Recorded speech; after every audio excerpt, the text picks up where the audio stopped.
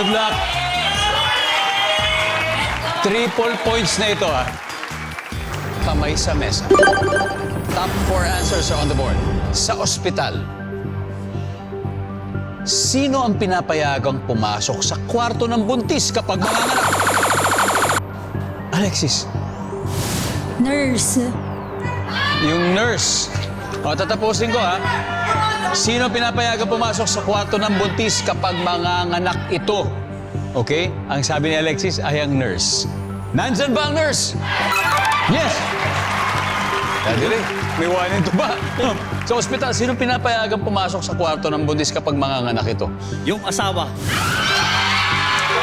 Asawa nung nanganak. Daddy Ray, pass or play po? Play. Play! Let's go. Let's play this round. Last na. Dalawa na lang to. Ano, Anton? Kukunin mo ba? Sino ang pinapayagang pumasok sa kwarto ng buntis kapag manganganak ito sa ospital? Doktor! Doktor! Ang sabi ng survey ay... Top answer. Isa na lang to.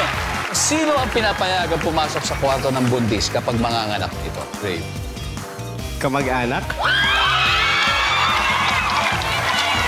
Alright, ang sabi niya ay kamag-anak or relative.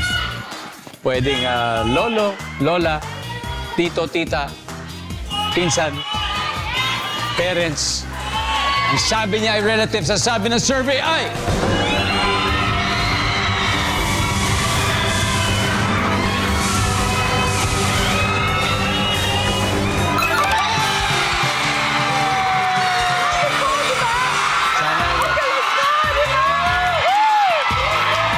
Ang ating final score, PBB Heartthrobs, 446. PBB Charmers, 60 points.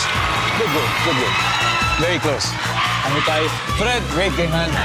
John Clifford. Dahil dyan, may 50,000 pesos kayo, pero babalik ulit kayo sa reunion ng PBB dito sa Family Field. That's for sure. Thank you very much. Thank you. Oh, oh, Anton. Ray, Mami Jen, and Daddy, meron na kayong 100,000 pesos. Dodoblein pa natin, Anton. Sino yung fast money? Si Ray po at yung... Si mama ko po, Jenny. Mami Jen and Ray.